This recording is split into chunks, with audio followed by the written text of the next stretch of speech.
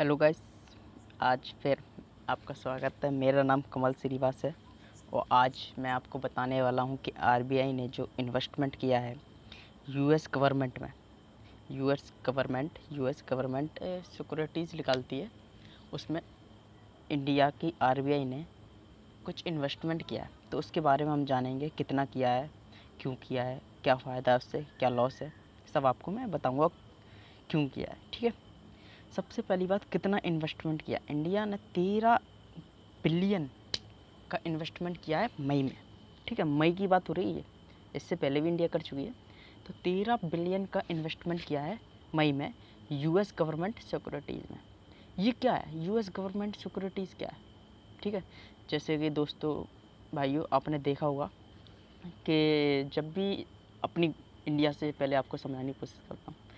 Government है, India government को पैसे की ज़रूरत है, उसने बॉन्ड्स निकाले, वो बॉन्ड्स निकालेगी। ठीक है, बॉन्ड्स निकालेगी तो वो पब्लिक में उसे बेचेगी, सेल करेगी, तो पब्लिक उस बॉन्ड्स को खरीदेगी। तो पब्लिक जितने अमाउंट में खरीदेगी, मतलब जितने में अमाउंट में बेचती है वो पब्लिक ने खरीदा, तो वो पैसा सरकार पे गया। सरकार ने, तो सरकार की ज़रूरत थी वो पूरी हुई। तो जितने भी टाइम पीरियड बाद, 10 साल बाद, 20 साल बाद, 2 साल बाद, 3 साल बाद, जो भी टाइम पीरियड रखे सरकार, उस टाइम पीरियड बाद सरकार इंटरेस्ट के साथ वो पैसा लौटा देगी।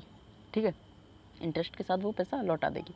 इसी तरह से यूएस गवर्नमेंट, इसी तरीके से यूएस गवर्नमेंट है वो भी करती है। यूएस गवर्नमेंट ने अपने, उसे पैसे की ज़रूरत है, उसने सारे, मतलब ऑल ओवर वर्ल्ड में कोई भी देश निकाल सकता है, कोई भी खरीद सकता है। तो इंडिया ने खरीदे, तो ऐसे सब खरीदते हैं। तो खरीदा, तो जब इन्वेस्टमेंट किया इंडिया ने, तो उसके बाद रिटर्न सरकार उसे यूएस गवर्नमेंट दे देगी रिटर्न।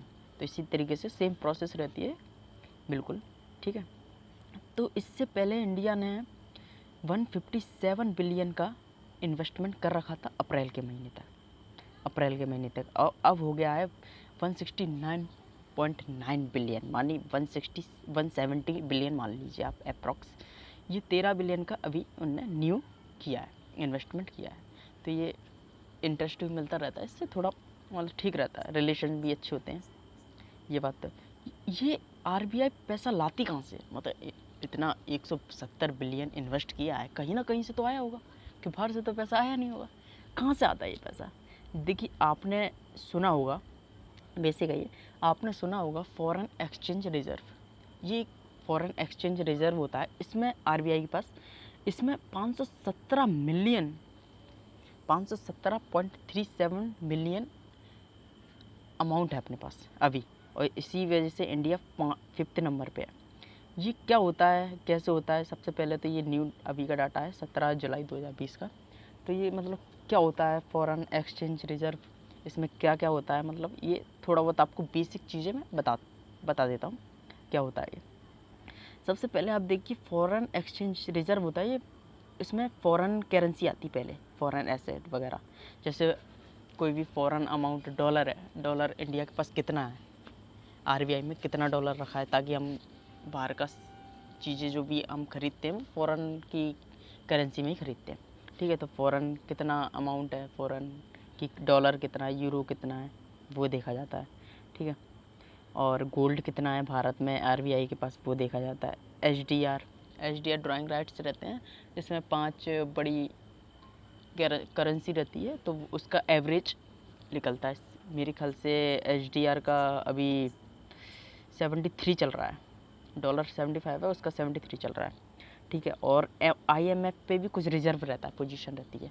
ठीक है, तो इसी सबको मिला के इंडिया के पास 517.65 मिलियन है। ठीक है, तो इसमें से 517 मिलियन में से 467 मिलियन सरकार इन्वेस्टमेंट करती है कहीं बाहर।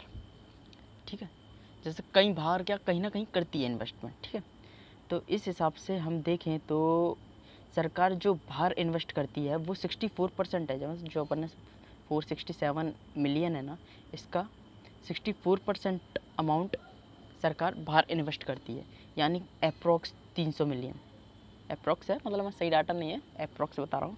उसमें से फिर 64 तो हो गया, 28% फ़ॉरेन सेंट्रल बैंक्स में करती है, फिर 7.4% कमर्शियल बैंकों में, ऐसे करके सब में इन्वेस्ट करती है।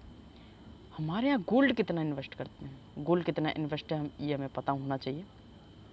अभी तक 653 टन गोल्ड इंडिया में है, इंडिया के पास है। इसमें से रिज़र्व कितना इंग्लैंड के बैंक में, बैंक ऑफ इंग्लैंड में है 360 टन गोल्ड, और बाकी रिमेन वो अपने पास है।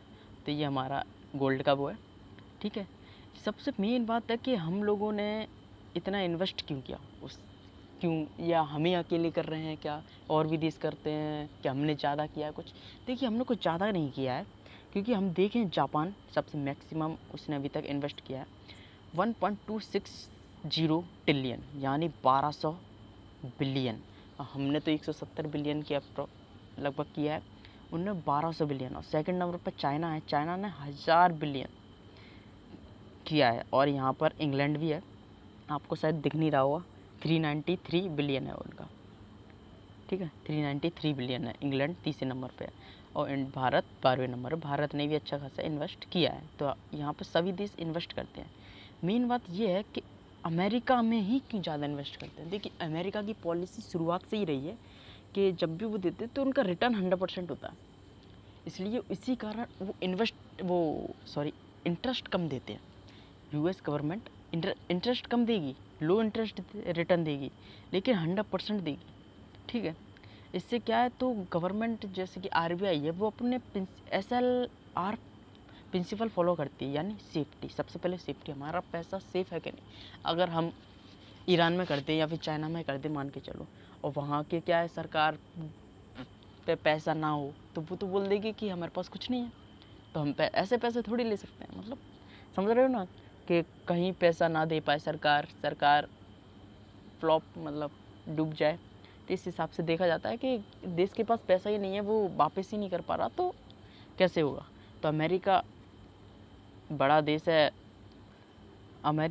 देश है, उसकी इकोनॉमी भी अच्छी है, तो इस हिसाब से हम अमेरिका पे ज़्यादा बिलीव करते हैं। हर कोई करता है, हम क्या करते हैं, हर कोई करता है। और लिक्विडिटी, सबसे मेन बात ये है हमारी, कि हमारी जो लिक्विडिटी है, जैसे कि हमने इन्वेस्ट किया किसी भी जगह, ठीक है, मान के जी हमने कोई प्लॉट वगैरह ख़रीदा कुछ, ठीक है, घर वगैरह ख़रीदा, हाउस ख़रीदा है। अब उस हाउस में हमने इन्वेस्ट किया, अब हमें सेल करना है उसे, ठीक है, लेकिन अब वो सेल नहीं हो रहा, तो हमारा इन्वेस्टमेंट किस काम का, हमारी ज़रूरत है, हमें उस टाइम चाहिए, तो वो सेल नहीं हो पा रहा है। तो ऐसे भी कई वो रहते हैं जो सेल नहीं हो पाते। लेकिन अमेरिका, इसी तरह से हमने यूएस के बॉन्ड खरीदे, तो वो सेल जल्दी हो जाते हैं, इसलिए वहाँ की लिक्विडिटी कहते हैं हम, जिसे कि तुरंत पैसा आ जाना, मतलब पैसे की तरह रहता है, ठीक है। और रिटर्न पॉलिसी भी अच्छी है, कि इंटरेस्ट कम है लेकिन सेफ़ है, कुल मिला के इंटरेस्ट सेफ़ है, इसीलिए लोग ज़्यादा इंटरेस्ट उधर ही लेते हैं विदेश, यूएस में।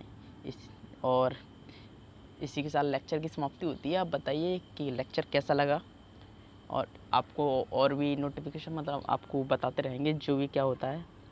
अब आप प्लीज़ मेरे चैनल को सब्सक्राइब कीजिए और बेल आइकन को दबाइए, और शेयर कीजिए मेरे इस चैनल को, और मैं आपको बाकी सब बताता रहूँगा जैसे कि कुछ नया आता है तो, ठीक है। और थैंक यू, गुड बाय।